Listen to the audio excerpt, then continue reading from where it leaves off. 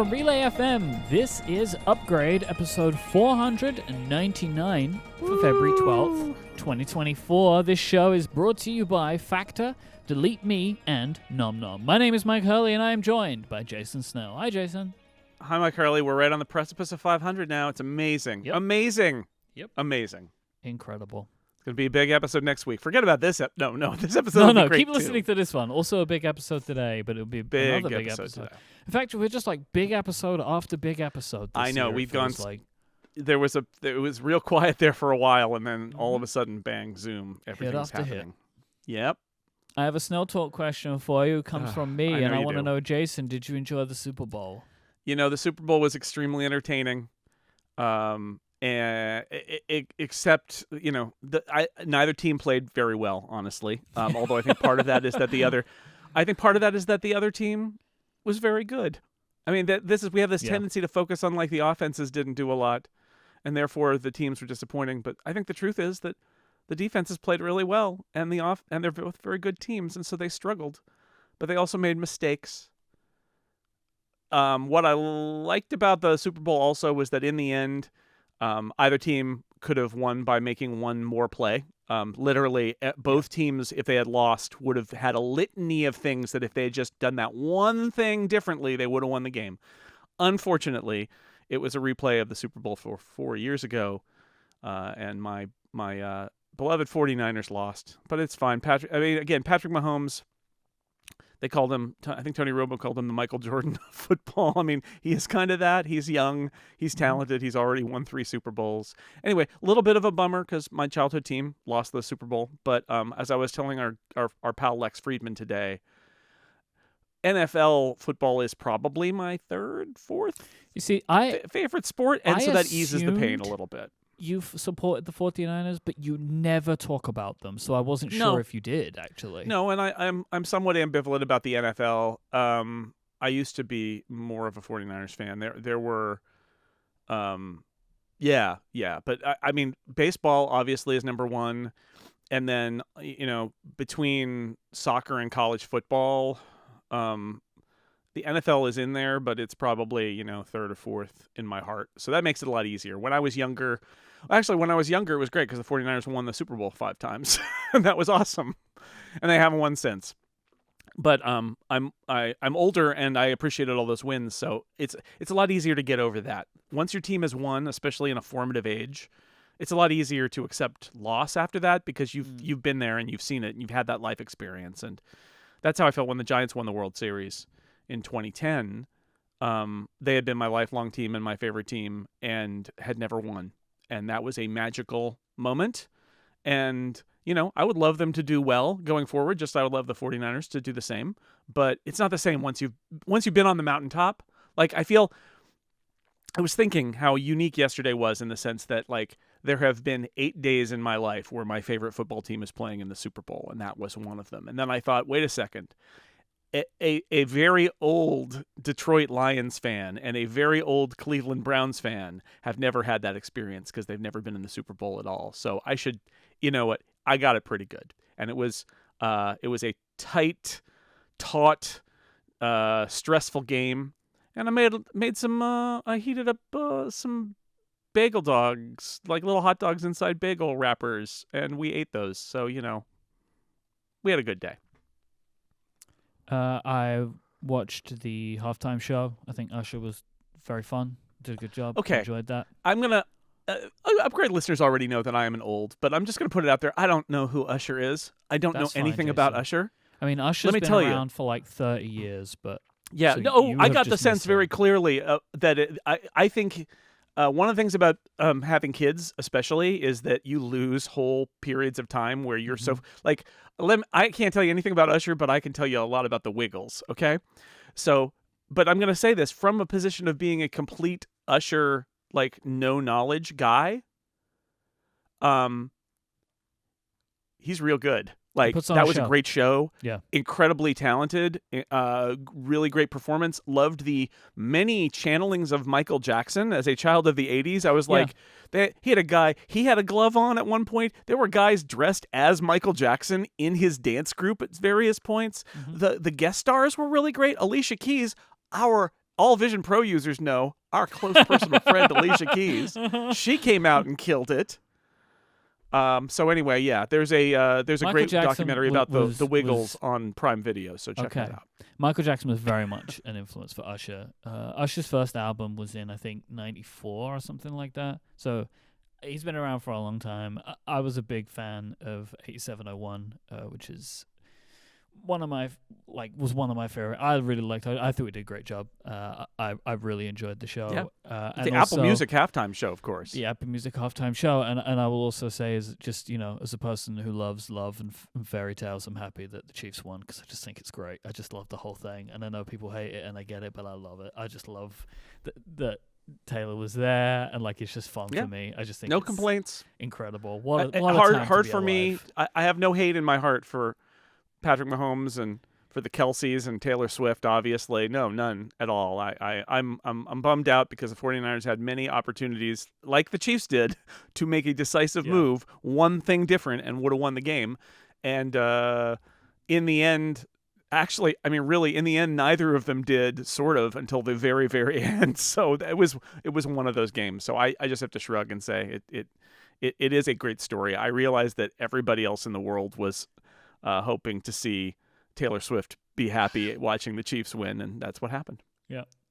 I mean, I can imagine too, like, as far as like a Super Bowl goes, like very exciting for like it to unfold in the very closing moments of the game. Like that is an exciting thing, unless it's your team. Overtime too. There's only been 2 overtimes in Super Bowl history. Wow. I mean, it came down. There was a moment in the fourth quarter where they're like, "Oh, this is a great one. It's coming down to the end." And Lauren, sitting next to me on the couch, was like, "Come on."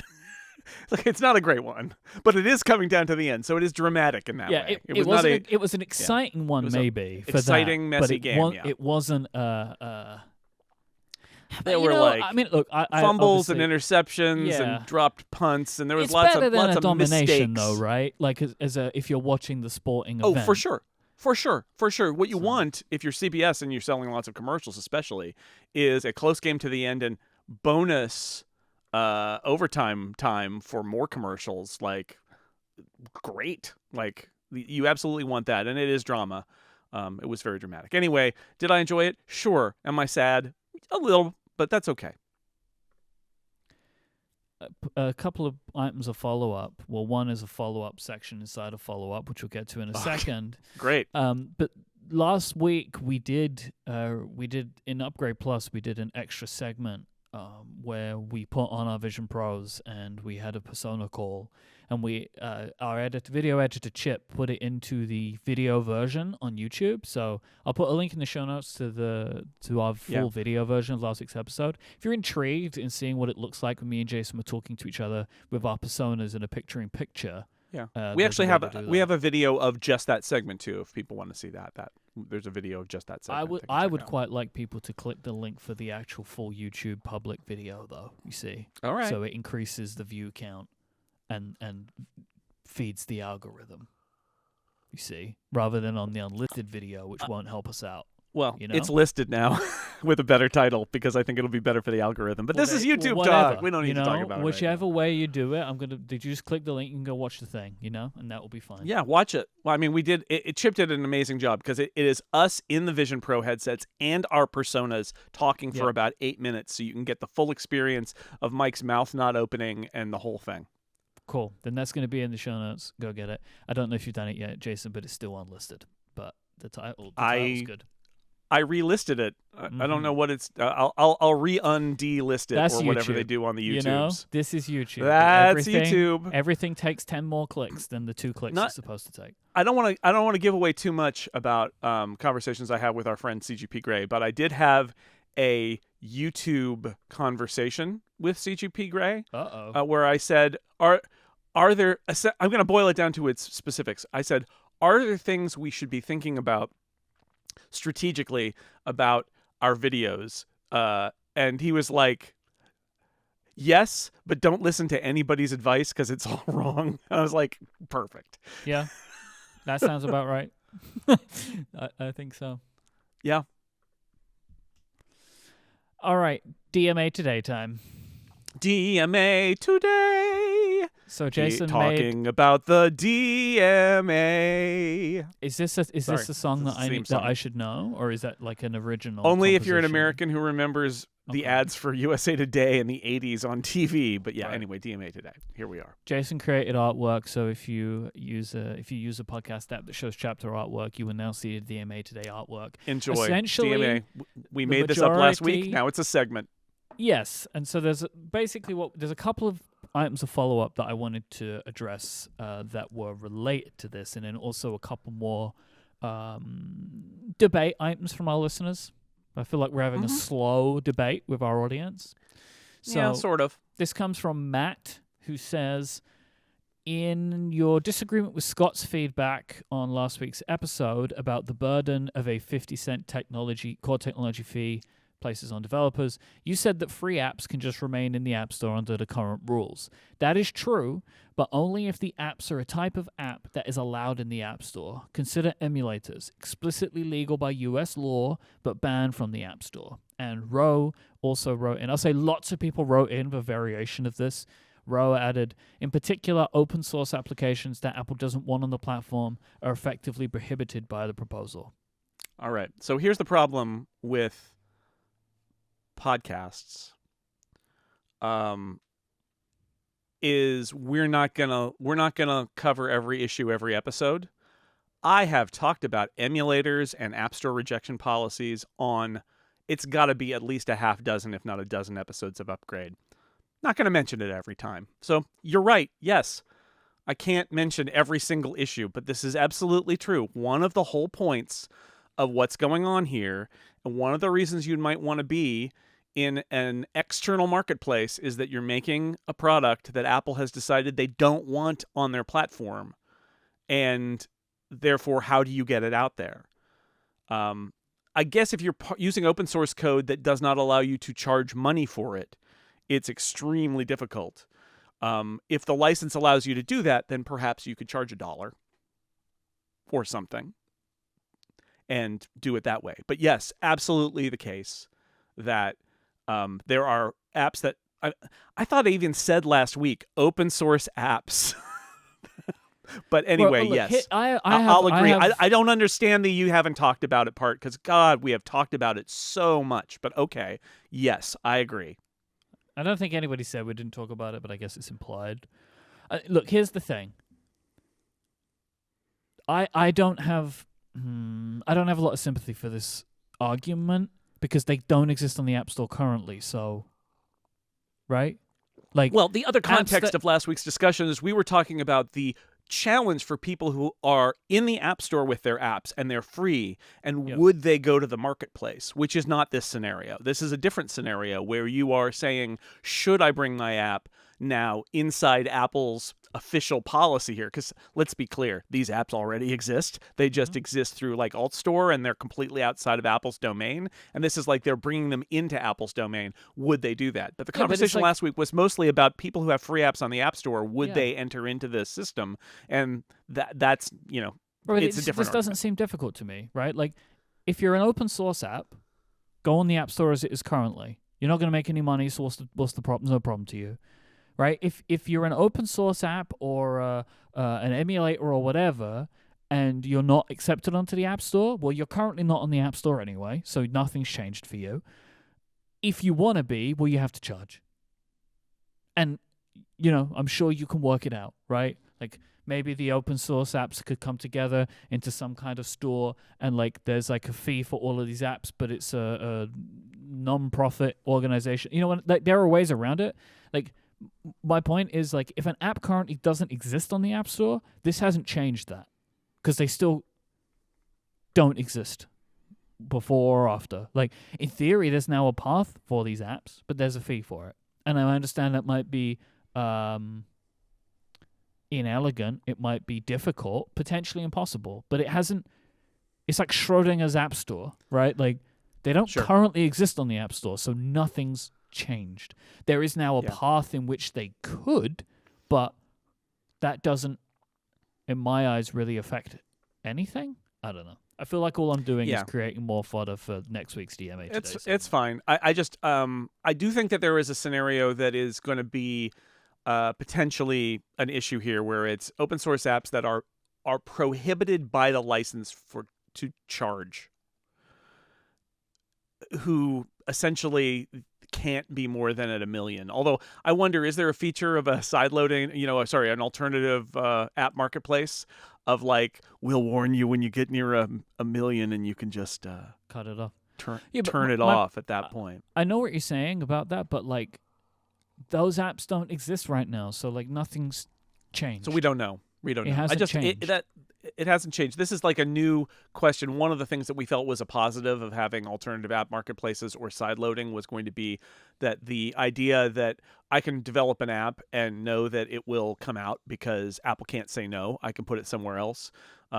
Does run into this. But you're right. It's theoretical because those apps have not been in the App Store. And we were really talking about apps that were in the App Store for free. And what those developers could choose to do. I appreciate the feedback. I don't disagree with it. I'm just a little frustrated because I feel like we've spent tens of hours, 20s, so many hours talking about these topics, and it feels like listeners are coming in saying, "I can't believe you didn't mention this thing." It's like, well, no, that's not what we were talking about. We cannot assume that people remember everything we've spoken about. Like it is a private joke at this point, but also a public one of like, I can't believe you didn't read my blog post, and like this started with Casey. I appreciate people remember. I appreciate it, but at the same time, we can't talk about every single issue in every single episode. It's not possible. So, but in the context of the DMA, maybe we didn't fully cover this one thing because we got a lot of feedback about this specific thing, but now we said it, and I'm sure you made it better and I made it worse again. We'll find out next time on DMA Today. But I have more. So I want to read a quote from Mark Zuckerberg about Apple's proposal. I've edited this a little bit because it was a little. It was a spoken and then transcribed by The Verge, so I edited it a little bit for clarity. Mark says, "I don't think that the Apple thing is going to have any difference for us. I would be very surprised if any developer chose to go into the alternative app store that they have. They made it so onerous, and I think it's so at odds with the intent of what the EU regulation was, that I think it's going to be very difficult for anyone, including ourselves, to really seriously entertain what they're doing here." And there's somebody inside Apple who's like, mission accomplished. Well, yeah, but this is the thing. It's like, from Apple's perspective, this is exactly what they wanted, but this might be the exact thing they don't want when it comes to the approval from the European Union. Well, even if the EU and the European Commission say, look, Apple is in compliance with the DMA, if nothing happens, it seems to me that it will be unlikely that they will stop and say, well, we tried, right? Yeah. That's probably not what will happen. Instead, what will happen is that they will take things like Mark Zuckerberg's comments and say, oh, we need to do more. Yep. And we'd previously spoken about the idea that Apple, and you would reference this, and I thought it was really insightful, that Apple's going to do the best that they can to highlight every possible risk that appears from an alternative App Store app, right? That like any scam, anything, Apple's going to like shout about it. And in the expectation of that, I would like to look at it from the other side based on some news that came out this week. But I will start by reading from Apple's developer guidelines regarding alternate app stores. Apple say, if not properly managed, alternative distribution poses increased privacy, safety, and security risks for users and developers. This includes risks from installing software from unknown developers that are not subject to the developer program requirements, installing software that comprises system integrity with malware or other malicious code, distribution of pirated software, exposure to illicit, objectionable, and harmful content due to lower content and moderation standards, and increased risk of scams, fraud, and abuse. This past week, an app called LastPass, or LastPass, appeared on the App Store, basically creating a spoof of the password app LastPass. So this app didn't necessarily seem to be trying to steal login information, but they were trying to get you to sign up for a subscription. You think you're signing up for LastPass, but you're not. This app has since been removed, but this is an example of something that never should have gotten through app review. And then I feel like with the DMA rules in our minds, these things are also going to happen, where it's going to be much easier to highlight areas where app review falls down. And we've never expected them to be perfect, but Apple is speaking in such high and mighty terms about the risk of fraud from alternative app stores. Their own app store has this problem and has always had this problem and will continue to have this problem. And I just thought this was particularly interesting and probably got more attention because of the DMA, but I think is a very good example of the kinds of things that I think we're going to be talking about a lot, where there's going to be a bunch of tit for tat with this stuff. I feel like this is one of the things that our sort of specific community talks about a lot. That is the counter argument to Apple's claims that they are the great protector of the platform, is that we have endless examples of dangerous and bad apps that just get approved, while at the same time perfectly reasonable apps get rejected for no apparent reason and sometimes require like whole media blitzes in order to get somebody at Apple to pay attention and approve it. And it's very confusing why some stuff that is terrible just slides on through, and then other stuff that's perfectly fine and following the rules gets rejected multiple times. So this is the, what are the developers paying for if this is what they get? I don't think that it would necessarily, I don't think it's fair to like point at every possible scam and say, haha, but like something like this specifically should never have gotten through, right? Nope. Like, because this is a spoof app of a massive company with huge privacy implications, right? That like this could have been an app that asked for your LastPass login, right? Like, and maybe trick people into giving that information away. Like, but it didn't seem like it was doing that, but it never should have gotten through app review. Like there should be, and I'm sure there are, types of applications that if they look like they're supposed to be something else, they don't get through. And I bet they mostly focus on that with copyrighted material. I bet you couldn't do like Dibney Plus, you know what I mean? Like, sign up for Dibney Plus. No, it's not going to happen, is it? With like Mikey Moose or something. That's not going to happen. But LastPass did. Netflix. It's not going to happen. Probably. Well, I don't know. I don't know if they would care so much about Netflix right now, but okay. But they're serious partners. Yeah. This episode is brought to you by Factor. Factor's delicious, ready-to-eat meals make eating better every day easier than ever before. Whatever you've got planned, be ready with pre-prepared, chef-crafted, and dietitian-approved meals delivered right to your door. You'll have over 35 different options a week to choose from, and they include really great options for keto, calorie smart, vegan, and veggie, and more. And there's over 55 nutrition-packed add-ons to help make your weekly meal planning even more delicious and easier. So don't delay any longer. Go and get started today and have a feel-good week of meals ready to go. There's so much to love about Factor. Their meals are ready in just 2 minutes, so you can fuel up fast with restaurant-quality meals that are ready to heat and eat whenever you are. Plus, you get snacks, smoothies, and more. You can discover a wide variety of easy options for the entire day, like breakfast and midday bites. It's a win-win. Factor is less expensive than takeout, and every meal is dietitian-approved to be nutritious and delicious. Factor is flexible for your schedule. You can get as much or as little as you need by choosing from 6 to 18 meals per week. Plus, you can pause or reschedule your deliveries at any time. There's no prep and no mess. Factor meals are 100% ready to heat and eat. Jason, what do you think about the choice available with Factor? Well, I mean, there are lots of different choices. They sent me a bunch of different ones. We have some very specific choices in our family, but you can choose from all those different kinds of food. So they were able to fulfill the stuff that we eat, and then the quality was good. And the real clincher here is that I put a lot of boxes of Factor meals in our fridge and would go there to discover that they were gone because Lauren works at the library and has to make herself a lunch every day, and she would just steal them because they passed her test. We got a new batch of Factor meals, and she just began siphoning them off at a rate of roughly one per day. And so I didn't even get to have very many of those because she took them away. And I think that is a true endorsement because we got a lot of podcast products in our house, and that one was a hit because it actually, you think you're heating up something, maybe microwaving something, you're like, it's not going to be very good. And these are very good. The quality is impressive.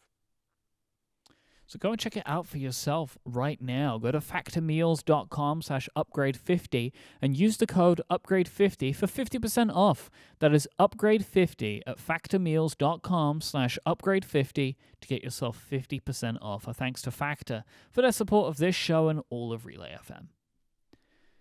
So we've got a lot of Vision Pro to talk about, obviously. We've had more time with Don't it. we ever? I want to start by talking about your review. So you published a how many word review? 8,000 word review, Mike. That's chunky. Like that is It's a chunky the review longest for you. Review I have written in quite a while. I've Yeah. been in the 5,000, 4,000 word camp for a while.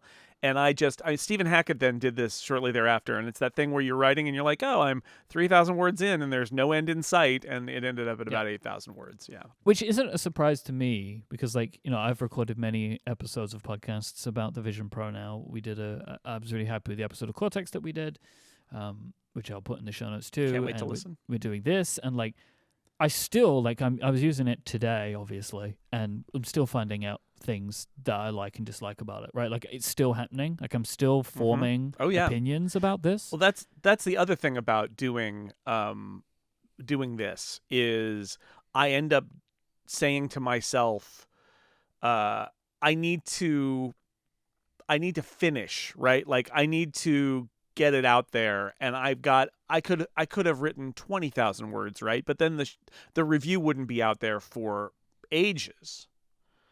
And so I decided I would call it at some point and say, okay, this is the first thing. And then I know I can write about all sorts of aspects of it, but at some point you just got to kind of get the first response out there and then move on with the rest of your life, which is what I was trying to do. I loved your framing. So, like, which I recommend people go read this. People should go read this. Even if you just read the intro and outro, you should read more. But, like, the framing of your review being that, like, you know, you were there when computers started, and it was very similar to this. Like, I love this quote. There was very little software available, and the suggestions your computer salesperson would give to adults were impractical things, like keeping a recipe database or balancing your checkbook.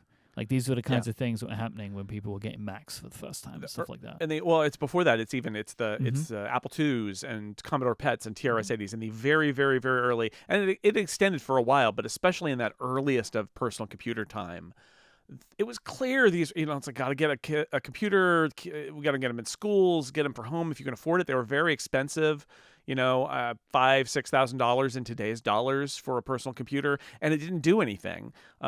Today's stuff, I mean, the Vision Pro does a lot more than these things do, but it still gave me that feeling of, yeah, it does a lot more, but what do you do with it? Like, what is the practical application for it? And it feels very much like it's a technology searching for a practical application, but very clearly cutting edge, futuristic, we got to get on board.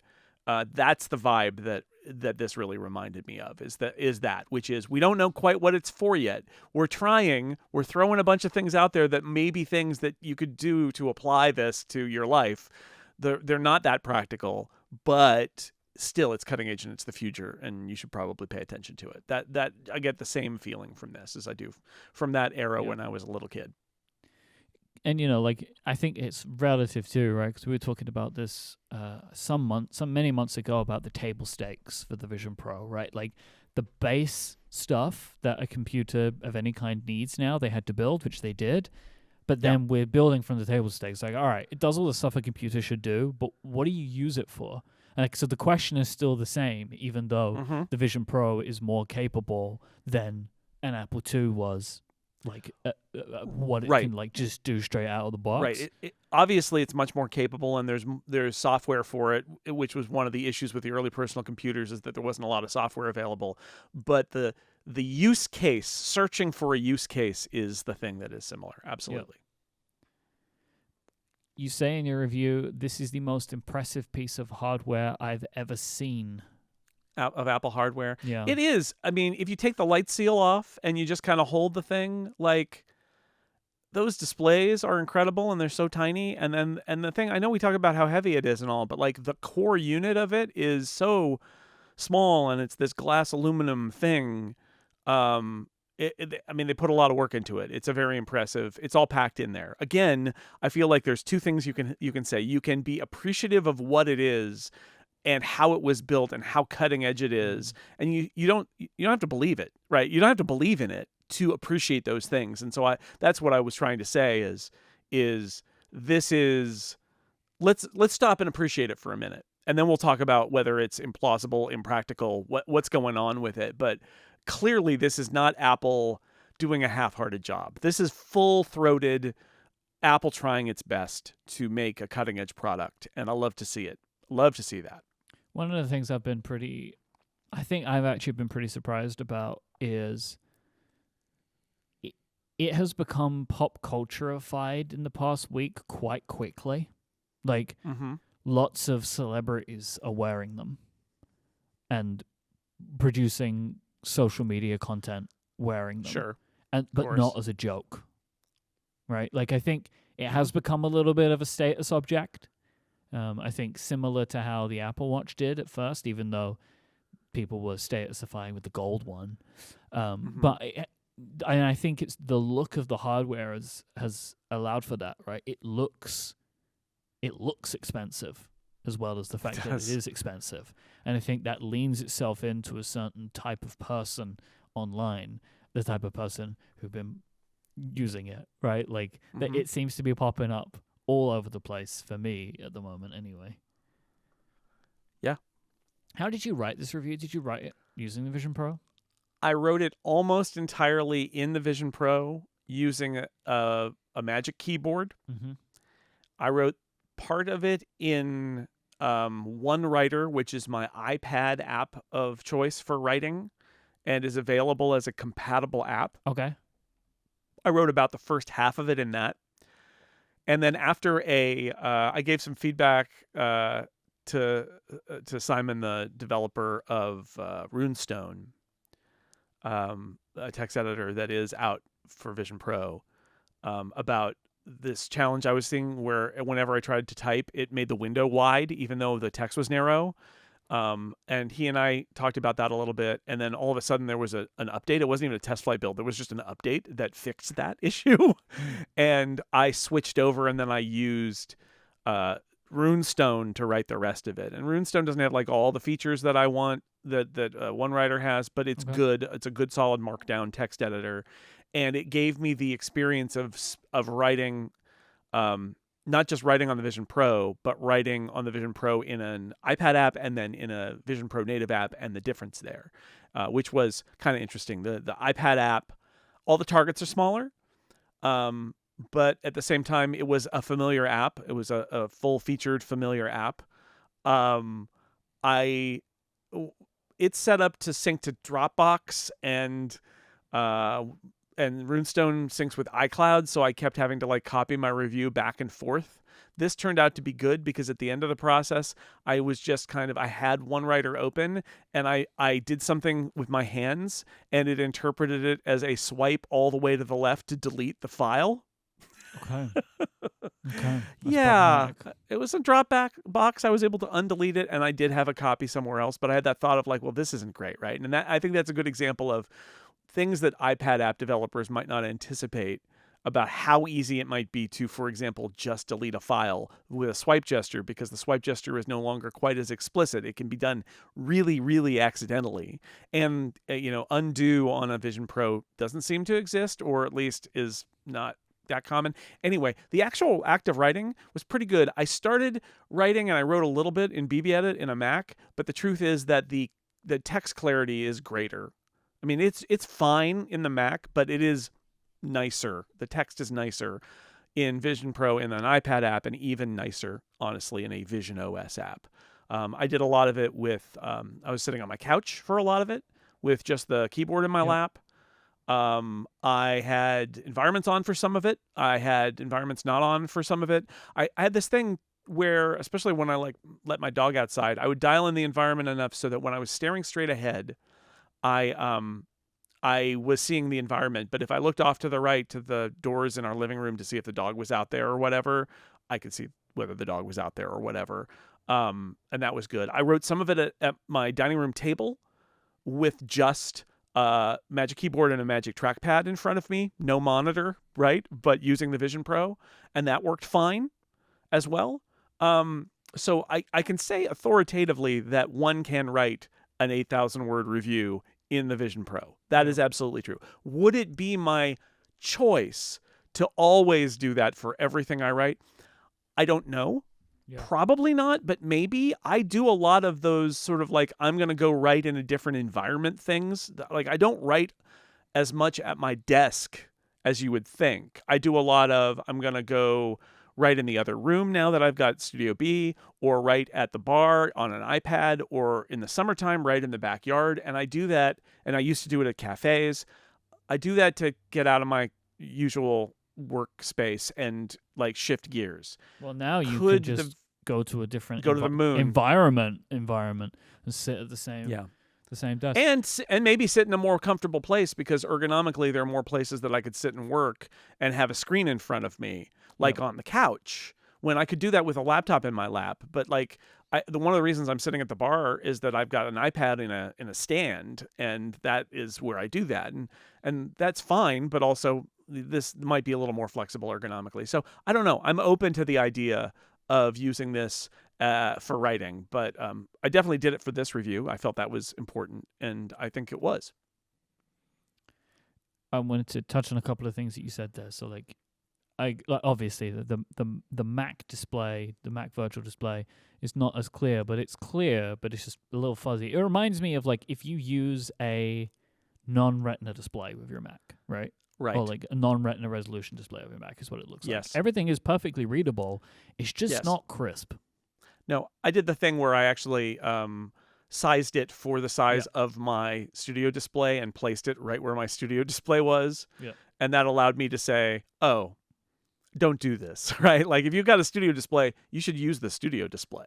Or make it because it's not as good as that. But that doesn't mean it's a failure, right? It is it's a non-Retina, or at least less than what we're accustomed to thing. And we know people who have multiple monitors, and those aren't all Retina displays, right? Like, so you can do it, and you can get up close and see see it pretty well. But that's not really how you would work with it normally.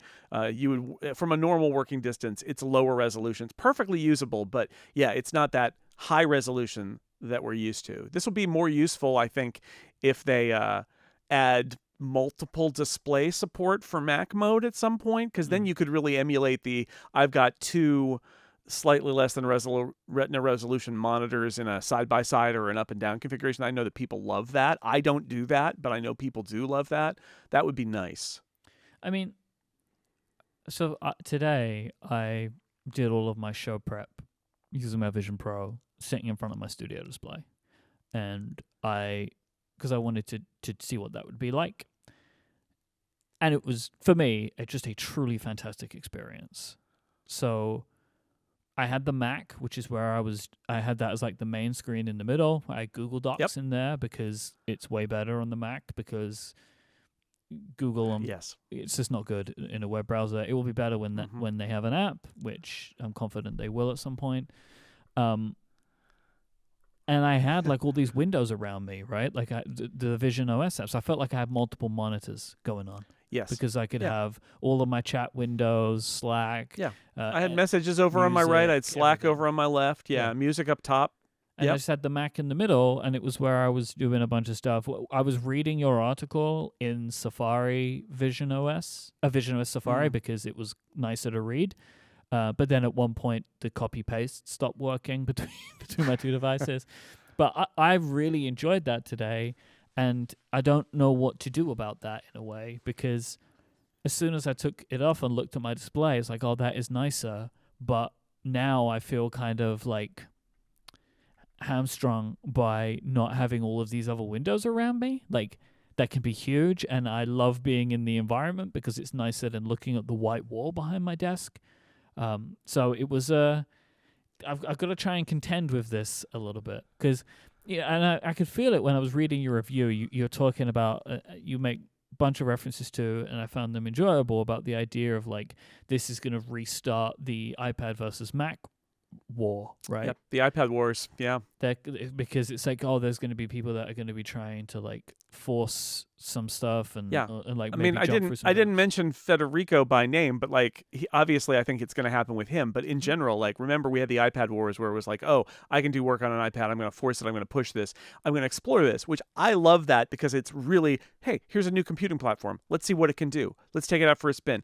Is it all going to be something that everybody wants to do? Well, no, but that's not the point. The point is to try and see where the edges are and what the issues are. Mm-hmm. I've always appreciated the people who did that. I sort of did that to a certain extent, but never to the extent that many other people did. I look at this and I think, oh, same thing's going to happen. And we're going to get the same arguments again. And I think what I said in the review is, sarcastically, oh boy, can't wait to bring back the iPad wars as the Vision Pro wars. But it's because it is so iPad-esque that people are absolutely going to try that. That said, I had that moment, Mike, where I thought, I don't know if I mentioned this last week or not, but I had that moment where I thought, would I have bought that Studio display for Studio B now, or would I have been just like, I can just put a laptop back there and use the Vision Pro when I want to be back there? And like, I think maybe I wouldn't have. I think maybe I wouldn't have, even though, because again, not that I would not buy a Studio display. I have one, and I would not have one at all. But I bought a second one for a second workspace because I felt like I had no other decent options. And now I keep thinking, one, I could use that space much more as a temporary space when I need to use a Mac to record a podcast. Do I need a big monitor for that?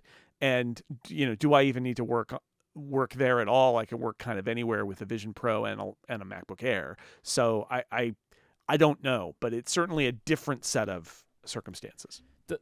It feels like the Mac display is quite polarizing in how people find it to be useful or not. I feel like the more content I consume of people talking about this, the more I get some people say that it's like it is the best thing and it absolutely makes the device, and then others who are saying this is absolutely unusable.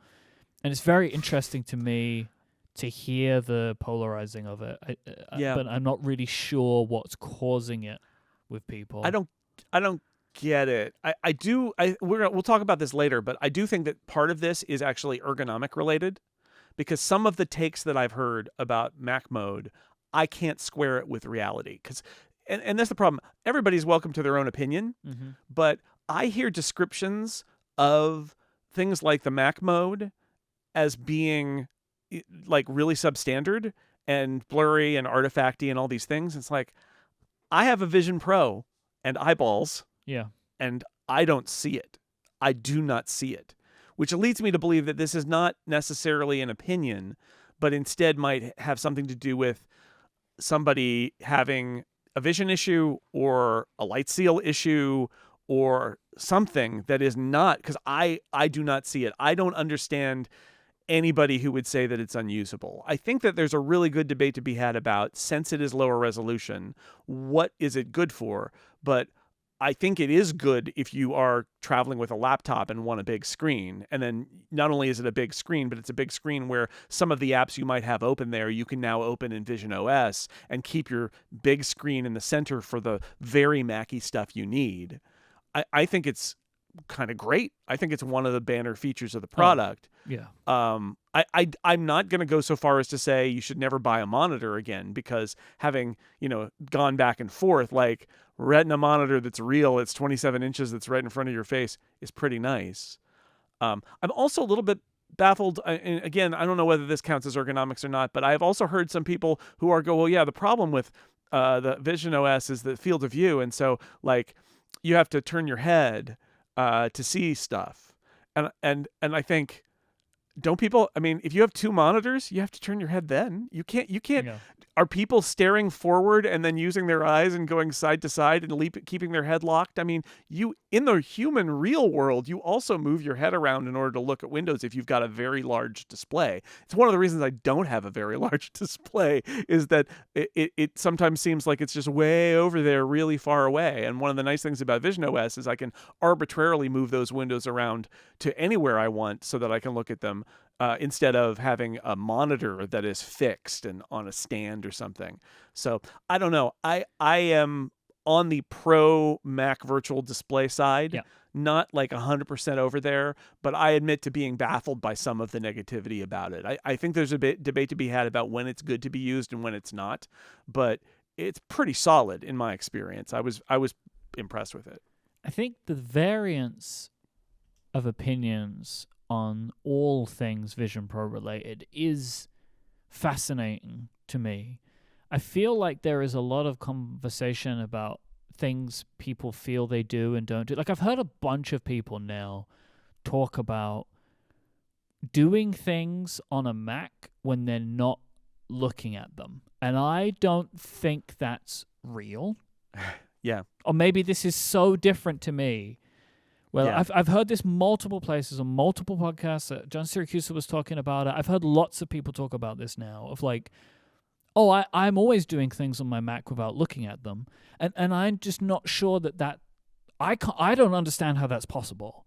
So, like, I think that more than anything, with the Vision Pro and visionOS, I think there are way more divides in the your mileage may vary than any product they've made before. Because I think that we're bumping up against, like, things people do, things people think they do, and things people can't think they do. Invisible, I don't even want to say invisible ergonomics, invisible ways of working with computers that we all took. You know, we're all our own individual quirky people, right? But I think part of being a person is being like, I just do this thing. We all do this, right? We all do this, right? Right? And then you get a moment like this where you're like, oh no, how they do what? And then there's that second layer, which is, I don't believe that they actually do what they say they do, right? And there's no way to, unless you get a camera on them, right? You can't. You have to take their word for it. And I agree. I've had some moments where I'm like, oh yeah, I just move my my pointing device, and without looking, I do a thing with a window, and I'm like, what?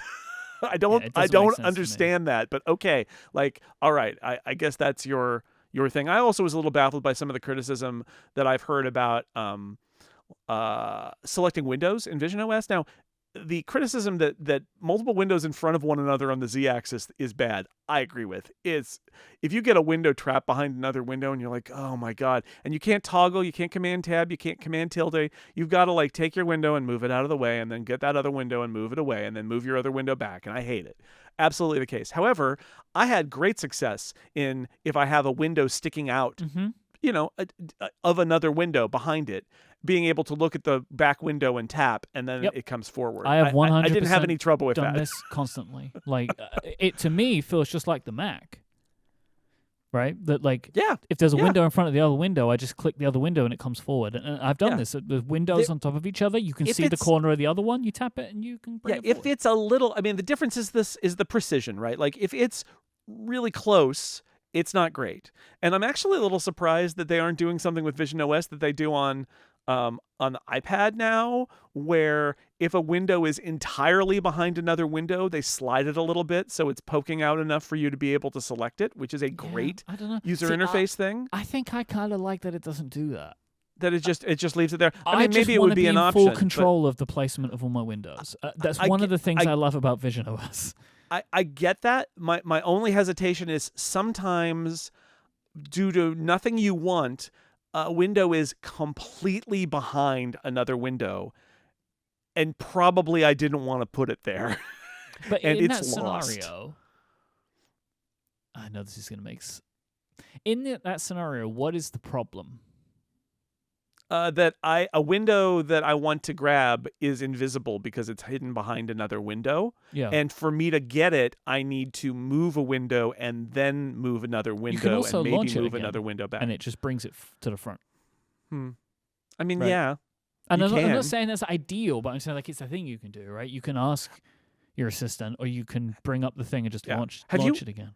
Have you had the Minority Report thing? I've had a few moments where I really felt like I was in Minority Report, where I have had a window and I need to bring it into my vision more. It's off to the side, and I literally like look at it and I go flip, and now it's close to me, and I go "Boodle-doo-doo-doo," and I do something, and then I go, okay, now be gone, and I grab it again, and I go flip, and I put it back out to the left. I'm like, oh, that's visionOS window management. Right? Like, like music, I mostly just leave the mini player. But if I want to do something more, I'll grab the mini player, bring it down, open it up, do what I need, put it back. Yeah. Like, I love spatial computing.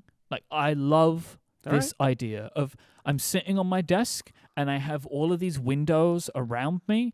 I do kind of like the fact that they make the cone, but I would like to be able to more easily rotate them on their x-axis, right? Like, because sometimes interesting. Just slide them all around.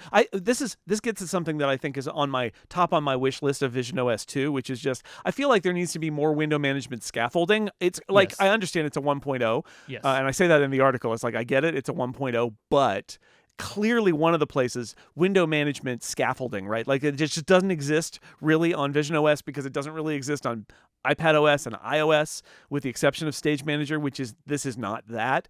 But the Mac has it, and I kept finding myself rotating the windows around you, like you're spinning a carousel, is a great idea. Yeah. I thought about like Expose, where they all kind of show up, or being able to toggle between them in some way. Because you're right, there are workarounds. But like I kept thinking, or spaces that save. The idea that I'm like, save this collection, but now I want it to go away and do something different, but then come back to it later. And like I'm sure they'll get there, but like those are all the things that struck me. Is like, this is good, but it's so 1.0, where it's like, nope, fend for yourself right now. That's what you have to do. The most important of all of them, like I understand the idea of like having an expose, whatever. The most important for me is there needs to be some kind of memory of my window placement with a restart.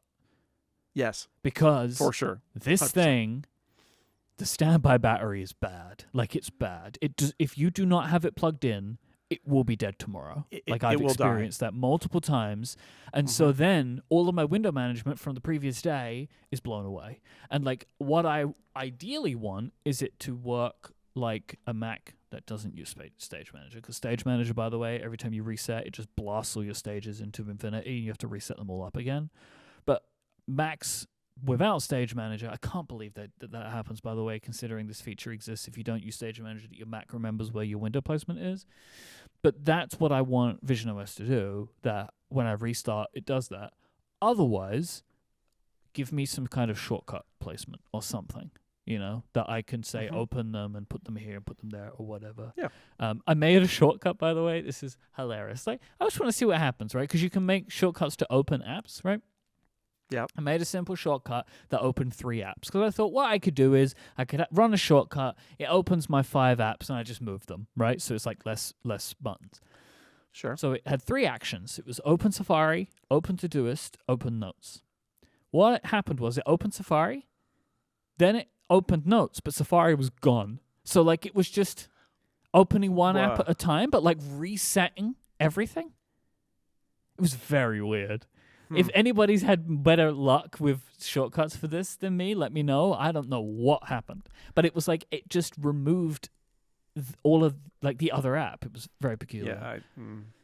But they need to have some kind of, I think that's the start. And then like window management in general needs to be better. Have you come across the force quit yet? Yeah. Oh, yeah.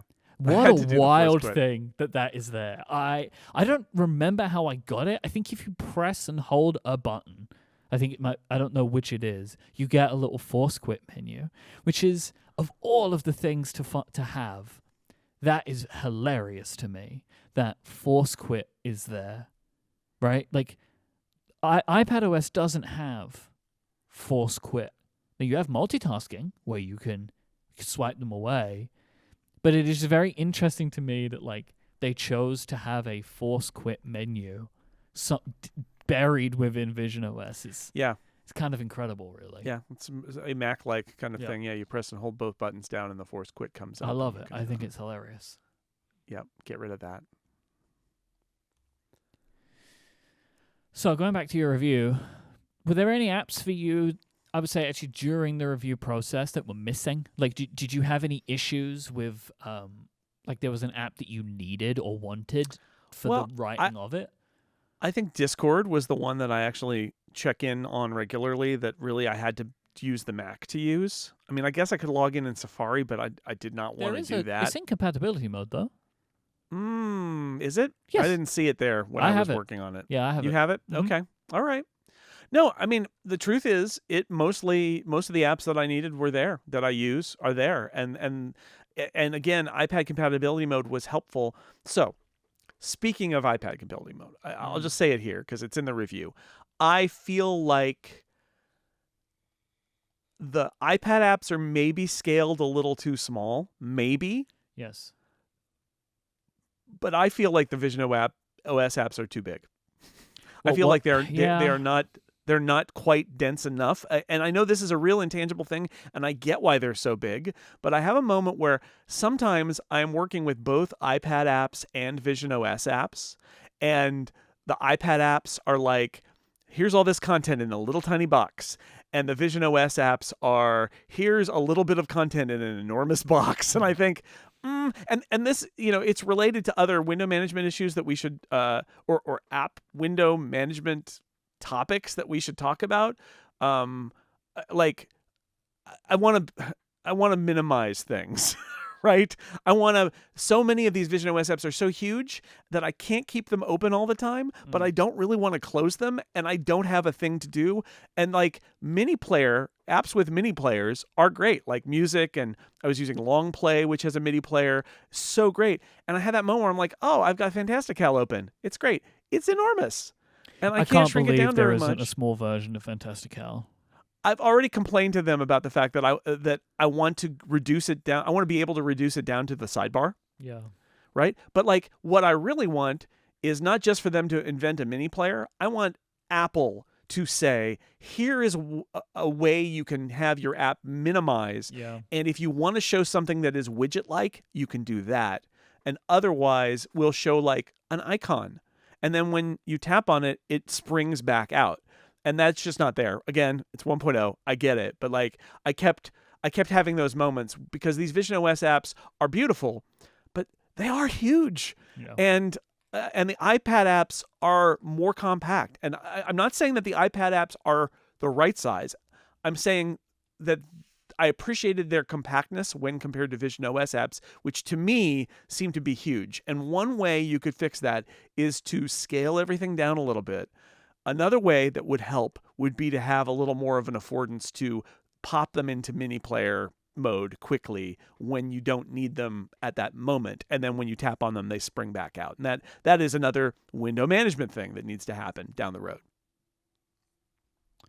So I'll give you a couple points on that. For calendar, I've been using an app that I found on Mac Stories called Day Ahead, which is wonderful. This is a beautiful little app for like just having there and visualizing a day. I think the idea of having some kind of, if it wasn't widgets, like maybe it could be widgets, but maybe it's also just like small apps, right, that can expand would be great. And visionOS does feel like this really weird mix of Mac ideas and iPad ideas together, right? Where it's like, you can have the windows wherever you want, but you can't minimize them. You just close them like on an iPad, right? Like, because they'll be ready for you when you come back. But it's like, but we thought the iPad was already a weird mix of iPhone and Mac. And visionOS is like, wait a second. It is even weirder because it is even more like the Mac. Yes. Like, but without the underlying 40 years of Mac window management rules. So it's sort of like, close it maybe, I guess. Because they just, and again, I get they needed to ship this. I get that it's 1.0. But this is one of those areas where it's like, oh boy, you got a lot of work to do here. Because some of this stuff is really great. And then you're like, okay, I don't need to see the calendar right now, but I'm going to want it again in a little bit. And they're like, well, you just got to close it, man. That's all you can do. That's it. The That's iPad all you can do. Compatible apps, though, for me, is where I have the majority of my eye tracking failure. I agree. think it's because stuff is so small and close together. And so I think there is a middle ground, though, I'm sure, right? So I feel like Fantastical is an example of an app that has a lot going on, and I deal with it fine. Like, it looks a lot like the iPad app. Like, it's not like they spaced everything out way too much, No. I feel like. It's not like the future recedes into the background. I mean, it is just a visionOS updated version of their iPad app, but it's good.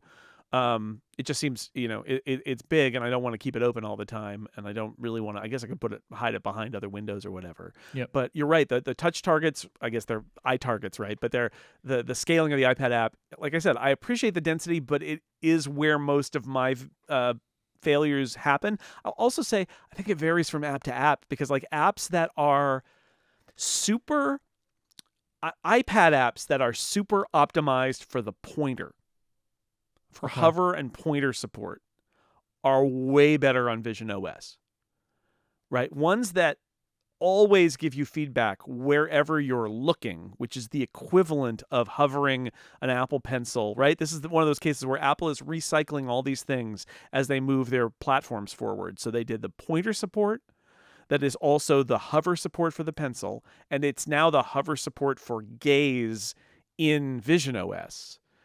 And the ones that do that pretty well are navigable. And then there are other ones that do it less well and that they're harder to use. But I also agree that, yeah, in general, the gaze targets are all small enough that I find that hard. Sometimes I was in Slack, I think, which actually does a pretty decent job, but I had a moment where I was trying to tap on an item in the sidebar, and like I couldn't do it. Yeah.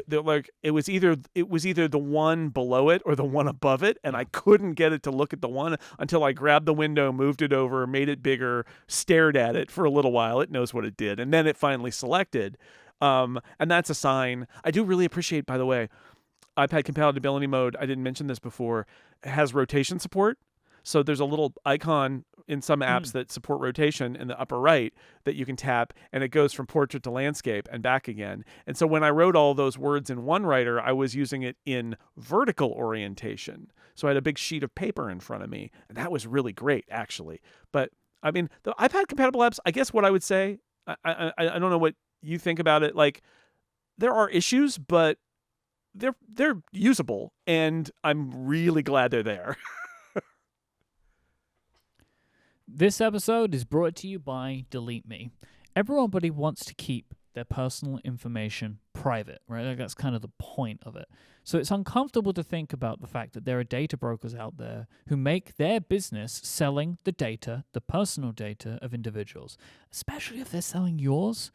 The good news is you can handle this. You have the right to stay private. You have the right to protect your privacy. So all you have to do is contact every data broker that may or may not have your information for them to check if you're on this system, and then you just need to submit the requests to be removed if you are. Sounds like a lot of work, right? I don't have the time, I don't know about you, to hunt down all these various data brokers that may not have and maybe sell my personal information. Well, this is where Delete Me comes in. They do it all for you. Delete Me helps you purge your personal information that has been captured by data brokers. Information like your name, address, age, phone numbers, and email addresses by removing them from the source. You just submit the information you'd like them to search for, and they'll do the rest. I've been so impressed with Delete Me. In fact, I just got another report from them a couple of days ago where they were like, hey, we got rid of a bunch already, and we found a couple more, and this is the stage that we're at. It's so simple. They very clearly detail all of the brokers that have your information and what information they have about you, and then you're able to see where it is in the process of getting it removed. And so now I feel like Delete Me is on my side. They're out in the world now doing the work to make sure that my information stays private, and that makes me feel very good. You can get 20% off your Delete Me plan when you go to joindeleteme.com/upgrade20 and use the promo code upgrade20. That's the only way to get 20% off. Go to joindeleteme.com/upgrade20 and enter the promo code upgrade20 at checkout. One last time, that is joindeleteme.com/upgrade20, and the promo code upgrade20. Our thanks to Delete Me for their support of this show and Relay FM. You love panoramas. I do. And I They're felt really like great. We shared a moment in your review. You said seeing a friend give a toast at another friend's wedding and being able to look around to spot other people in the crowd, that was special. So I remember this happening during my wedding.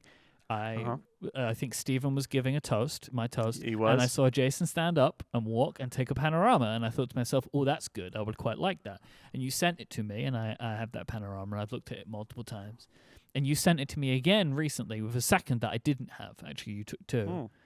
And I opened that panorama and I looked at it, and the panorama is odd in spots, right, as they tend to be. Yeah. But I got a huge lump in my throat because I was back at my wedding. Yeah. And it Right. was very surreal and very emotionally touching. It was really cool. Yeah, I mean, what was great about it is not only is it, you and Adina are there and Steven's giving a toast, but like all these people I know are sitting at these tables, Yeah. especially the table right in front of me. So I'm able to see, I saw Tina Syracuse. John's not there because John is also shooting photos at this point. But like David Smith is there, and I mean, and Gray is there, and David Sparks, and I mean, it's just all Everybody's these. My there. kids are there. Yeah.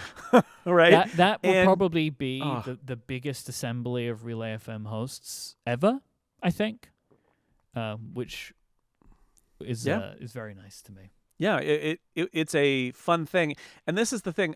I know that Apple has talked a lot about like the 180 video and that they're doing their immersive video, and that the spatial video from the iPhone and from the Vision Pro and the 3D spatial shots so you could do with the Vision Pro.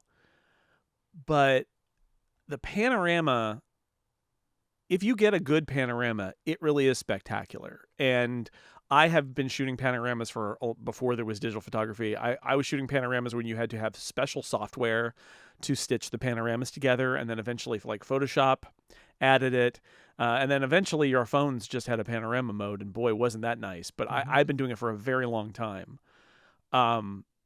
and I have some that I shot so much that it's most of the way behind me too, and depending on the angle, and Apple processes is the other funny thing, right? It shows a panorama as a photo, and then there's a little like panorama button, at which point it enters this mode and it's doing stuff, right? It is finding a way to place that panorama in the right way and de-distort it and do all these things to put it around you. And it's not, I mean, you look up and you can see your ceiling, and you look down, you see your floor. Like, it's not completely immersive, but it's powerful. I was looking at a thing I shot about a year ago now on a bridge over a river in New Zealand. And like, oh, it's so good. Like, I'm on that bridge again, looking down at that bright blue water, light blue water coming out of the glaciers.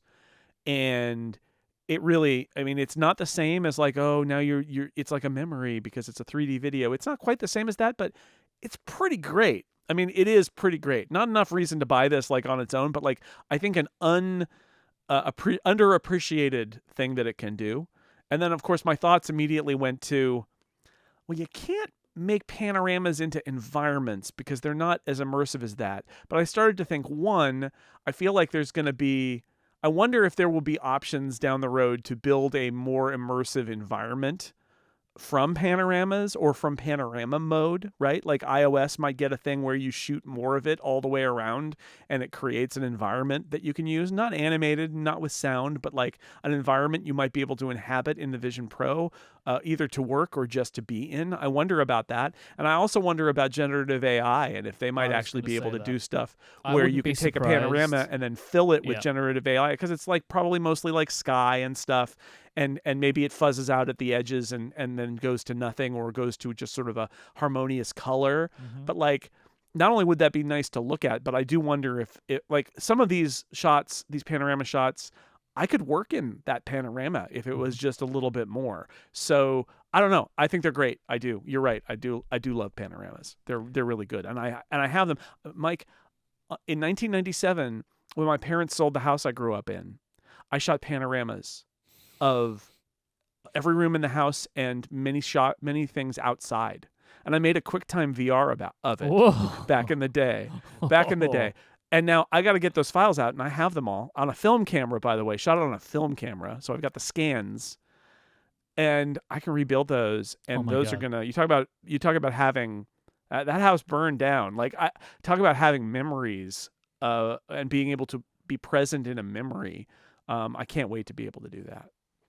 And I've seen more examples of like, and I've had like photos and videos, I've been sending around like the spatial ones. Sometimes they hit. I'll let you sit on my couch. Yeah, sometimes they hit, Like Sometimes they do. like we were visiting with a friend a while ago, and they took a video of me and Adina, and it was weird. I watched it today. They sent it to me, and they were like, and it was kind of like, oh, it's like I have a memory of myself. It was very. Sometimes they work, sometimes they don't. I think I said this on last week's episode, but I don't remember now. Like the examples that I have that I've taken, it is way better to have no movement of the phone. Like if the phone is still and there's movement occurring, that is what makes a good spatial video. Yeah, that's it. It's a different techniques and what works and what doesn't. But I think that there is at least, I don't know if it's the only way it works, but a way that it works is that you are there, it's still, and you're in the moment, instead of once you start panning around, there's an author and it's not you, right? It also loses I feel like it loses the impact of the effect a little bit too when there's movement, like that's caused by the camera. I feel like it's just not as effective, I think. But yeah, I'm intrigued to see the advancement of this stuff. I did today. I took a 3D photo of the desk in front of me and then opened it, and it freaked me out. Because it was like, my desk. Because it also was like a little bit higher than my desk. But it made my brain like go weird for a second. Like it's like I'd fallen. It was very strange. I don't recommend doing that. Or do it, but it's weird. Be aware of that. I've traveled with my Vision Pro. I will tell you right now, I chickened out of wearing it on the plane. I didn't do it. And there were two reasons for this. One, I feel didn't want to be that guy. Didn't want to be that guy because that guy, like the idea of that guy had already proliferated enough over the week. I didn't want to be that guy. Plus, we took off at nearly midnight. I had to sleep, and so I just slept. Yeah. And so I didn't do it, but I also feel like as time went on, it felt less important to do that. But what I'll say is the Vision Pro is heavy for travel. Like, it's not impossible, but that thing in a backpack is not comfortable to carry. Did you have a case? I have the Apple case, yeah. Which is Did also that fit heavy. in your backpack? In the backpack I have, yes, I will say it fits. It actually fits horizontally in my backpack too. I use the Bellroy Venture Ready pack. I'm going to put a link to it in the show notes. If somebody wants a backpack where they can fit it in, like I was able to fit my dongle bag, which is also a Bellroy Tech pouch, my Vision Pro thing, and my AirPods Max in a case. Like a full hard case. It will all fit in the bag. So this bag is great for Vision Pro. But then I got my laptop and my iPad in there as well because that was what I had on the trip. And that's a lot. Like you got a lot going on in that bag. It's heavy. But yeah, it is a fantastic computer for traveling. So when I got home, I wanted to finish and post Cortex because it was done. And like that's still like multiple hours of work for me. But I was at home, so I only had my laptop. So I used the Vision Pro, and then I had a huge screen. And like Logic on a 13-inch laptop is not a great experience. But I had like a 40-inch monitor with Logic on it instead. Like it really, like the Vision Pro is perfect for making a small laptop more functional and more ergonomic. Like it really is an excellent pairing with those two things. And so like it will be a great travel computer for sure, but you have to be aware of the fact that it is heavy. It is heavy. I'm traveling toward the end of this week. And I'm looking forward to experiencing all of the issues that come with it, pro and con. I'm very much looking forward to it. Yeah, I think you're gonna dig it. I do. I think you'll dig it, but you just need to be aware that if you put it in a backpack, like you're gonna feel it because. I'm sure. Do you have the case? Do you have a case? I do not have a case. Okay. You gotta get. I'm going no case. I'm gonna go no case, and I'm gonna see what the issues are, and then I'll decide. I got to see the Apple case, the big puffy pillow. Don't think I really like it, but I'll decide whether I want a case or not. How are you gonna travel with it? You're gonna put it in a bag? Yep. Oh. Okay. I'll put it in a bag. Yeah. You got bigger guts than me, is what I'll say. Putting that thing just straight into a backpack. It feels. I don't know if it feels delicate, but I treat it delicately. If that makes sense. I think the main part of it's pretty solid. There are those, there are the like little bands and all that. But like, I don't know. I'll stick some socks in there so pad it. So today is the first day I worked in the studio with it, and I answered 2 very important questions for myself. Okay. One is, which I was really worried about, is how is it going to deal with the terrible overhead lighting that I have? Right, I've spoken about this on the show before. Oh, right. That Mac webcams struggle with it. It was fine. Nothing. No flickering. Nothing. So thank you to Apple for dealing with that. And also, I was wondering, will my fancy keyboards plugged in via USB work with universal control? Mm-hmm. And they do. They work fine. Of course they do. Yeah. But mice don't. What is going on with that? Oh, do the mice even not work in universal control? Nothing. Huh. Interesting. So my Logitech mouse, it just stops at the edge of the Mac and doesn't do anything. It stops at the edge. Wow, that's wild. I don't know what the thinking is there, because mice work on iPad.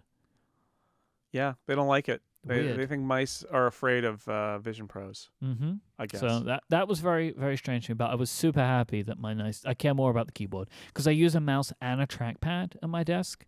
I use both, and so I can just use that. And also, to be honest, I'm still mostly using eye tracking than a trackpad when I'm like going from window to window. Like, I just use the mouse on my Mac, and then I look at something on another window, and I'm using eye tracking and typing and stuff like that. So I use that combo, and I love that combo, that you have all of these different input methods. It's like one of the things I loved about iPad. Talking about that quickly, I've had a lot of people say to me, like, oh, why is nobody talking about the fact that you can directly manipulate an app? Because it's not a good experience, is why. Like, you know what I mean? You can bring an app to you, and you can like scroll it and tap it and that kind of stuff. Oh yeah, right. It is yeah, not you can. Nice to do. Like, I hate it. It's not a good experience, which is like the reason. Like, I'm seeing a lot of videos made about it. Like, oh, look, you can do this. It's like, it looks good for a video, but it is not a nice experience to like try and scroll and stuff like that. Yeah, what the videos don't show is that inside you're touching a thing that isn't there, has no feedback. Like, typing on that keyboard is terrible enough, but the idea that you're now tapping on the, it's not there on the invisible place, and your finger just passes through, and when it passes through, it registers the tap. I hate it. It's awful. Yep. The eye tracking is great. The kind of like finger tracking is not good, right? Like, so it is not a good experience to do that. Like, you can, but you shouldn't. You really should be using all the other different methods of input that they have. Yeah, agreed. What else would you like to talk about today? I didn't realize this, but there are some videos in the Disney Plus app that are high frame rate, including Avatar. And Disney has said, I think Titanic is going to go in there in high frame rate. One of the things that we haven't talked about a lot is this device supports high frame rate video. And so, like, the Avatar movies are in 48 frames a second 3D. And while it is, high frame rate is weird in the sense that you almost get that soap opera effect a little bit. But at the point, Avatar is so unreal already. And honestly, getting rid of motion judder and having everything be smooth, especially in these, almost entirely CGI 3D scenes in Avatar, it's really good. I actually really like it. There are moments where I'm watching Avatar and I feel like I'm literally just watching a video game cutscene, but I think that's because video game cutscenes are literally trying to be movies, and this is a movie that's trying to be a movie too. It's not trying to be a video game cutscene, but there are those moments that I have that where I'm like, what is this? But the high frame rate video, like, again, not for everything. It's got issues, but I'm curious, and I would actually really like to see if whoever is it would it be in Max. I don't know where the Lord of the Rings or the Hobbit movies that were shot in high frame rate are, but I'm actually kind of curious. I know that a lot of people didn't like it, but like, this is a device that's capable of showing high frame rate and capable of showing 3D. And I think that's cool because we don't have a lot of like video viewing devices that will offer those things.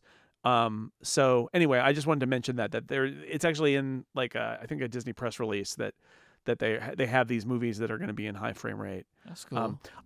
I mentioned last week, by the way, that some of my movies were in 3D but not in 3D. It turns out a bunch of people sent this in, and including I heard from somebody inside at Apple who said that like it's an issue with Movies Anywhere where you buy it on a disc and you put in a code and then it goes in your iTunes library where it was not registering. So the issue was it said you could play it in 3D, but it didn't play in 3D if it was a Movies Anywhere movie. And they seem to have adjusted that on the store side where now it doesn't say you can play it in 3D. Now, it's still a real bummer because, one, I'd like it if I could. Thank you very much. There's probably a licensing issue there where, like, the Movies Anywhere, you don't get the 3D. Like how some of them you don't get the 4K upgrade. You just have to stay back with whatever you bought. Right. That's kind of a bummer. But it's also it's still a problem because there's no way for me to say I would like to give Apple money to get the 3D version of this. It just isn't possible. Like if you got it via Movies Anywhere, now it's not going to say it's in 3D for you, but you also can't get it in 3D. It's sort of blocked. Now, that may be a short-term fix, and there's a long-term issue, and they may be dealing with the licensing. But anyway, a little bit of follow-up. That was what was going on. It's a movie I bought on disc, and the rights aren't there for that movie apparently, and so it doesn't get shown. We promised to talk about ergonomics, and I do want to talk about ergonomics a little bit. Please. I went to the Apple Store. Because I still have had issues on and off with Optic ID, and I've talked to some people who have said they think that is because I'm too far away and that my light shield is the wrong size. So I reran the light shield measurement, which, keep in mind, I ran on the day I ordered it, and it gave me a different size, a smaller size of light shield. It gave me the, I want to say 21W, which was completely sold out because it's the most popular size. I went on Apple's support site. They have the ability to ask you a bunch of questions about your fit. You can't just specify a size. So I started like answering all the questions in different ways to see what sizes it was trying to give me. A friend of mine who works at Apple suggested a smaller size that is about the same size, just slightly smaller than the 21W that has apparently worked for some people. And I did a swap with that, so I'm going to get that today and try it, and hopefully that will be better and I'll be a little closer. Because what happened was I took my cushion off, and that meant I was a little closer to the display. It's not, without the cushion, it's not going to be comfortable for very long. But I did it to see if I could get a little closer, and then Optic ID started working perfectly.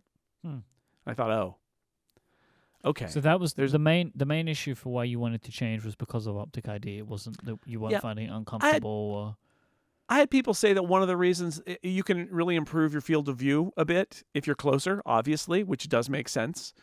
And that you might be able to see things better. But for me, it was really that Optic ID would just sometimes not work. So I went into the Apple retail store, and they're very friendly, but and they were sold out of my size. I talked to somebody who sent me to somebody who sent me to somebody. I ping-ponged around the store. Eventually, I got an appointment that was only for like 10 minutes later for a fitting. But the guy who gave me the fitting, who was very nice, but like had clearly never done this before or almost never done this before. And like, I have my whole thing in a shopping bag. I've got all the Vision Pro stuff. And he goes over and he like gets one and brings it to me and has me try it. And it's the one that's the common one that they're sold out of. And he's like, yeah, is that better? And I'm like, well, the Optic ID works. So yeah, maybe this is better. But he can't sell it to me. And I say, well, what should I do? And he says, well, you should do a swap. But when I go to the swap, even though that was the size I tried, I can't say, send me that size. I have to go through this thing. So here's the larger issue. And I'm going to take this out. I am not blaming anybody in Apple retail because I think they are overwhelmed and trying their best.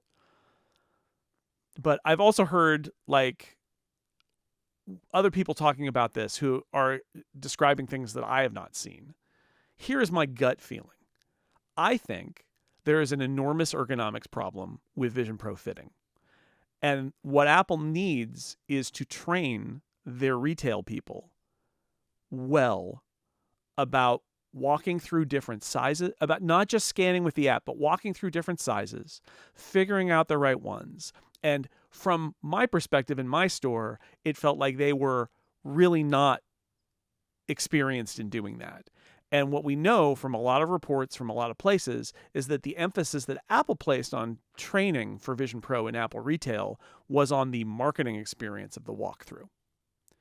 And again, not placing any judgments on the retail employees. I'm placing judgments on the people at corporate who are in charge of retail. I think Apple made a huge mistake in not focusing on the ergonomics of getting these things to fit.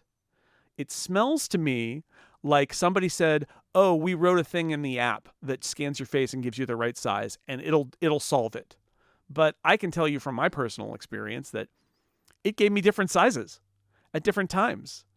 And then when I went in, they scanned my face again, and it was the new size that I had scanned at home, but it was not the size I scanned on day one. And then they didn't have it, and they didn't really know what to do. And when they told me what my right size was, I couldn't actually go through the process on the website of ordering a replacement because it wouldn't let me put in that size. So I think they screwed this up. I think that Apple Retail needs people trained in a truly extensive sizing experience where they not only know to try multiple sizes and know what to look for in terms of with the person who's trying them on, and not just rely on an app and then sort of shrug and say, well, we don't have that size, good luck. The website needs to be changed too. But I feel like they dropped the ball here, where they actually have a product that it's seeming, based on some of the things that I'm noticing people say and how they do or do not conform to what I've noticed. It seems to me that this is a product that actually needs a lot of work in terms of getting that light shield to be the right size, the right fit for somebody. And when I go into retail, it feels very much like they have gotten a lot of work on how to do a demo, but are a little bit at sea when it comes to giving a user a proper fit. And that feels like a mistaken emphasis. And maybe they'll get better. I know it's early days, but using a clever app to scan your face clearly isn't good enough since it gives different results. And that when you go in for your sizing appointment, I feel like, at least in my experience, it ended up being kind of well, this is what the app says, so we'll try it out. And I had somebody tell me later that I should have asked for other sizes, but how would I know to ask for other sizes in the moment? Tell you that? Yeah. The person doing it should know, right? And I think he was undertrained, but he should be well, here's the size that we scanned, and here's the one that's bigger, and here's the one that's smaller. And now here's a process we go through to determine on your Vision Pro or on our demo Vision Pro, depending on what the deal is, whether it fits or not. So I got this gut feeling now that some people are reporting things that strike me as being very weird about the Vision Pro, and I think it's probably ergonomics. I think it's probably the fit of the light seal. It might be their eyes. It might be the lenses. There may be other things going on too. I get that this is a really complicated product, but again, my experience at the Apple Store was very much they aren't good enough at this part. And this part seems like it might actually be really, really important. So yep, that's my takeaway. I agree with what you're saying. I think part of the issue that they're going to have and will continue to have is I don't know if they know yet how people find it and how it works for them from a fitment perspective. I know, and right? Also, that is part of it. Don't have the language to express what they are or aren't experiencing. I've been thinking to myself, I hear people talking about it, I'm I wonder if I am doing it right. Am I using the right cushion? Do I have the right light seal? These are we don't truly know, and that is a complication of the experience. So for example, for me, I have 2 light seals at different sizes because I originally bought it without prescription lenses because it was all I could do at the time, and then bought my prescription lenses, and then it told me I needed a different size light seal for my prescription lenses. And I wonder, do people have I don't know when. Maybe you can tell me. I don't know. When you buy the reading lenses, do they resize you? I have no idea. Because they made me do the scan again, and I wonder, like, maybe if you don't get sized, or maybe people didn't get sized correctly, or whatever. They do ask. Do you need lenses? And I think that goes into the sizing, is the presence of lenses, for sure. Right. But like, there's something going on. Like, I know there's something going on there with like the lenses, and it can. This isn't for everyone, but for some people, you end up with a different size light seal if you get lenses. Yes. So I don't, maybe, like, what if it failed during the scan and then people got lenses, but now they have the wrong light seal because now their eyes are too close or whatever, right? Like, it's complicated. It's like, all right, there are two cushions. Very complicated. Why are there two cushions? Like, I genuinely feel like I don't know why they're there. Yeah, like, not really well communicated. What feels to me like kind of like urban legends about what the cushions do, right? Uh-huh. And so, and I feel like it's getting away a little bit now because like, you know, the potential buyers are hearing me, and they're hearing you, and they're hearing Federico and John and Siri, like, and everyone's just talking about what they're doing. And they're like, I was listening to App Stories today, and John was like, I tried this cushion and it was better, and Federico's like, oh, I should try it. And I'm like, oh, well, should I try it? But I, you know, like, it's complicated. And this is what the retail. So. And how do you do that? Well, if you can't go to a retail store, you're going to deal with this sort of thing, and I guess that's how that's going to happen. And that seems to be why the web is the way it is, where they're like, "What was wrong with your fit?" And then they generate a size for you based on your original size and what's wrong with your fit. Very clever, but first off, if you get a different size, you can be like, you can't put in, give me that size. So that's annoying. But at the retail, if you're at retail, this is where they have the power to say, we have all the cushions, we have all the light seals in this drawer, and we're going to bring them out, and we're going to try them, and we got a method, and we're going to tell you how does this feel, and what to look for, what to feel for. And I get that that's hard, and they may not know, but like, that needs to be the solution here. For a $3,500 product, by the way, is like, that needs to be done right. And it doesn't feel to me, at least in my experience, that they are doing it right. And I get that it's hard, but like, you can't have people doing like urban legends about light seals and cushions. And like, I had somebody say, hey, here's the size you really want to get if you want good field of view. I'm like, okay, like, but aren't we all different? And like, are people going to get the wrong ones and all of that? And that's why you need somebody who's got all of them and a process to walk you through it. And I know that that's what they intend to do, but at least based on my experience, that what I got was, let's scan your face. Oh, that size. Well, we can try it, although we don't have it in stock. Here it is. Is it good? I mean, Optic ID worked. I don't know. He's like, great. Okay, we're done. And I'm like, well, that's not how it should be. Like, it should be a process. It should be, we got, I mean, opticians, optometrists will be like, A or B, which one is better, right? We're not doing that, but we are doing sizing, right? Or like getting clothes in two different sizes and trying them on. Like, you kind of want to bracket what got measured and go through that. And like, I got none of that. I don't know if I just got a bad one, I don't want to throw my guy under the bus. It felt like, because again, it felt like he wasn't very well trained on it. And I don't know whether that's this store didn't train him well, or whether Apple as a whole is not training people well for this, but I know that they all got trained about exactly what words to say while walking you through Encounter Dinosaurs or whatever, right? I know they got trained on those words. And my experience in the retail store is you chose the wrong thing to focus on. This episode is brought to you by Nom Nom. Nom Nom truly cares about your dog's digestion. They have an especially extensive pet microbiome database. Yes, they have that. And they have it to help create better recipes for every breed, size, and digestive sensitivity. Nom Nom delivers freshly made dog food with every portion personalized to your dog's needs, so you can bring out their best.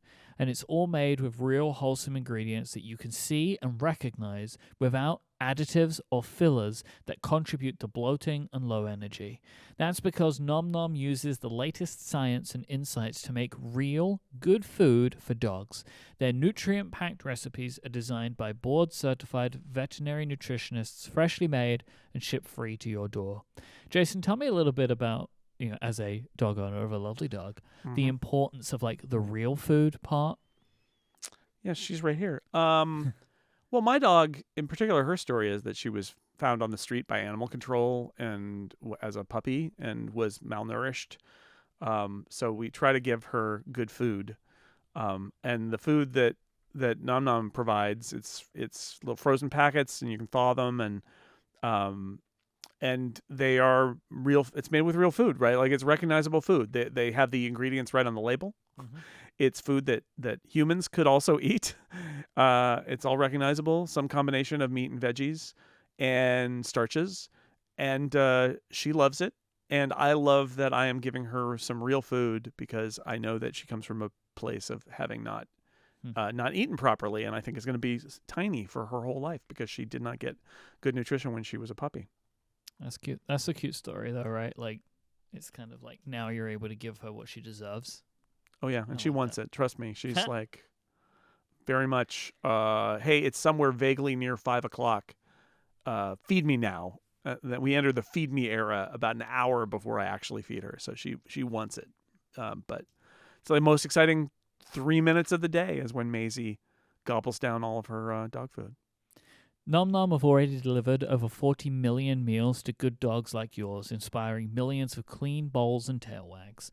Plus, Nom Nom comes with a money-back guarantee. If your dog's tail isn't wagging within 30 days, Nom Nom will refund your first order. No fillers, no nonsense, just Nom Nom. Go right now to get 50% off your no-risk 2-week trial at trynom.com/upgrade. That is trynom.com/upgrade for 50% off. One last time, trynom.com/upgrade. Our thanks to Nom Nom for their support of this show and Relay FM. Let's finish out with some Ask Upgrade questions.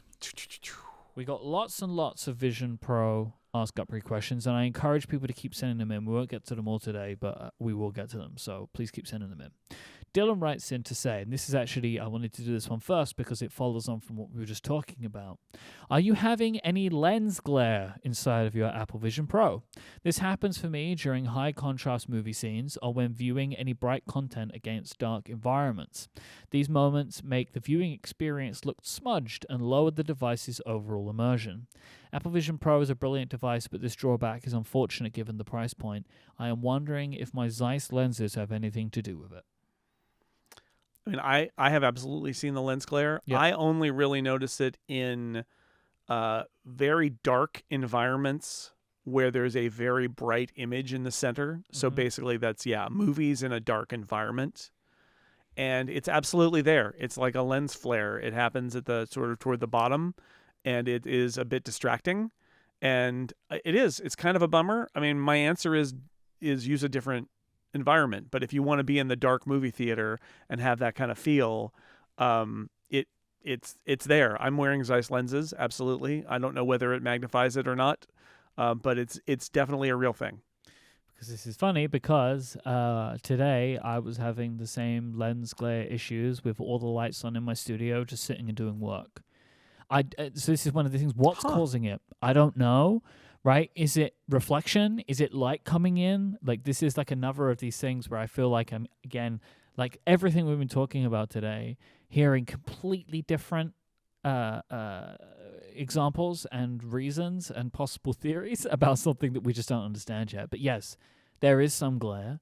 Zach in the Discord is saying that it happens without inserts. So my expectation is there could be multiple things going on here, that if you're in a dark environment and there's some bright light, it may reflect. But also, you can just, if light gets in, like you've got light getting in from somewhere, that also it could reflect from the screens. I don't know. But there is glare going on. That's for sure. We go from glare to Blair. Blair asks, do you think the one virtual display limit when mirroring from a Mac is a hardware limitation, or could support for multiple displays or breaking windows out of a single Mac display be added in a future software update? So Ben Thompson has said, he said it in his Stratechery article about the Vision Pro, that he has heard that there are people inside of Apple that have more than one Mac display running on the Vision Pro, which is not a surprise to me. So I don't think it's a hardware limitation. I think it's just a processing thing, and it's probably easier to do it with one rather than multiple. Maybe there's an issue with like certain Macs might not be able to do it, and so that might add a complication that they just didn't want to deal with right now. Like if the M1 and M2 Macs can't do it, but the the Pro and Max models can, and so they're keeping it simple for now. But maybe, I mean, it would be great. It would be great if you could do two. Yes, it would be great. I know there's like an open source thing that it has like it's a hack where you can pull Windows out. I mean, that would be great if Apple could at some point make it so that Mac OS Windows just kind of like float in wherever you want. That would be cool, but I think it's unlikely because it would require a real complete rethink of all of the interactions with Windows. So I think it's less likely that something like that would happen. But who knows? I mean, maybe they would do something like make your desktop be transparent or translucent instead of having a desktop pattern on it, and so it sort of feels more like visionOS, even though it's not. But two displays would be nice. Tim writes in and asks, connecting to a Mac from Vision Pro seems useful, but it makes me wonder why they don't simply allow you to run Mac OS as an app natively on the device. The specs seem in the same ballpark as a Mac, and it would make the Vision Pro an even better travel device if you didn't need an actual Mac with you. Do you think this is a technical limitation or a policy choice on Apple's part? Well, as somebody who's been championing the idea of iPadOS getting support for virtualized Mac OS at some point with a high-end iPad Pro, it can be done. I would say that Vision Pro is doing a lot already, and so pushing this hardware even further with something like this seems like a lot. I think in the long run, it's a possibility. You also have the input problem, which is to run a Mac, you pretty much have to have a trackpad and a keyboard. And the best way to get that is to connect to a Mac. But do I think it's possible that in the long run, Vision Pro devices, Vision OS devices could run a Mac just on their own? Sure, right? I don't know if they ever will. I think that there are probably some technical limitations and policy choices here. Yeah. But Tim is right. Like, it's not like this hardware can't run Mac OS because we know that it does in other configurations. It's just that this hardware is doing other stuff and is, it's busy with that stuff. I don't know if they even tried, but I do think this is a potential future for iPad and for visionOS is could you just run Mac OS as virtualized in a Mac app in certain modes with certain input devices connected? Maybe. But I don't think it's going to happen anytime soon on Vision Pro. I will say, like, for me, I do much more like the idea of using Vision Pro to connect to my Mac rather than being a Mac, right? Because then it would be an empty Mac, right? An empty Mac that you'd have to sync and you'd have to do all those things. Exactly. Yeah, I mean, I get the idea of like, oh, well, now you don't even need to travel with a Mac. Wherever you go, a Mac is with you. But the truth is, wherever you go, you'd still need the keyboard and the trackpad, right? You'd still need that. So there is an argument to be made that at that point, perhaps you should bring your Mac and have your Mac with you. But, I don't think it's impossible, but you're absolutely right that as somebody who is now maintaining two different places where I work, like, every time I sit down at one after it's been a while, I'm like, oh, geez, that thing isn't here and that setting isn't here. And I need to, did I update this app over here? And like, there is an advantage to having it be yours and not another Mac that has to sync all the things from your Mac. Yep. And Kevin writes in to say, many, if not most, of the initial Vision Pro reviews have called out how big you can make windows, especially video, and how impressive this is. But I find it a little puzzling and wonder if you could comment based on your experience. What's the practical difference between a small window positioned close to your face and a large virtual screen in a virtual movie theater? Is watching a movie on a massive window in Vision Pro really any different from sitting closer to a 4K TV in your living room? I mean, the truth is that the Z-axis is kind of a lie in Vision Pro. Everything is always sort of the same size. It's just sort of where it is in the stack. But you can also resize images. So what I would say is the practical difference is actually between a movie window that is in the center of your vision, but it's only sort of like in a narrow field, or you make it really big, and now it's like you're sitting in the first row of a movie theater where you can't actually even see the whole picture in your vision without turning or looking in the corners. That's the difference here, is that you can make them really big. Now, could you sit closer to the 4K TV in your living room and get a similar thing? Yes, you could, but that, people don't do that. And people and yeah, I mean, yeah, that's what I would say is, yes, you could get really close, although the quality is very good. What I see when I get close to my 4K TV, I see a lot of artifacts, which I don't feel like I see so much on Vision Pro. But the idea is that you can be anywhere and be up as close to the screen as you want, whereas in the real world, you know, unless you put your TV right next to your couch, you're probably like looking at it from a distance. And so, yeah, I don't know. I think mean, look, that's it's to me, that's the difference. It's perspective, and it tricks your brain. It's like, why even go to the cinema, right? Like, what is it about seeing a cinema screen that you like? Then why not just always sit really close to your television? Like, there is a perspective thing that feels good. Like having like a really large window, it just looks cool, and it's like, oh wow, look at the size of that screen. Like, I could sit very close to my TV, but that's just not comfortable for me. Yeah. Like, I wouldn't like that. But it's nice to be able to sit and relax and have a screen that's really large. It just looks cool, and it feels like I'm at a cinema, even though I'm not. Yep. If you would like to send in your questions for a future episode, go to upgradefeedback.com. It's also where you can send in your follow-up or any other feedback that you have about the show. Please go read Jason's excellent review in full over at sixcolors.com. It's definitely worth checking out. You can hear us both here on Relay FM, where we have multiple shows. You can also hear Jason on theincomparable.com as well. And if you want to check out my product work, go to cortexbrand.com. You can find us online on Mastodon. Jason is at jsnell on zeppelin.flights. I am at imike, IMYKE, on mike.social. We're also on Threads. I am imike, and Jason is jsnell there as well. You can watch video clips of the show on TikTok and Instagram, and full episodes and clips on YouTube. We are at Upgrade Relay on all of them. Thank you to our members, the supporters of Upgrade Plus. Thank you so much. If you do, you get longer ad-free versions of the show and tons of great benefits of being a Relay FM member. Go to getupgradeplus.com to find out more. Today in Upgrade Plus, we're going to rank the environments in Vision Pro, which me and Jason are both very excited about. Thank you to our sponsors, Nom Nom, Delete Me, and Factor. But most of all, thank you for listening. We'll be back next time for episode 500 of Upgrade. Until then, say goodbye, Jason Snell. Bye, everybody.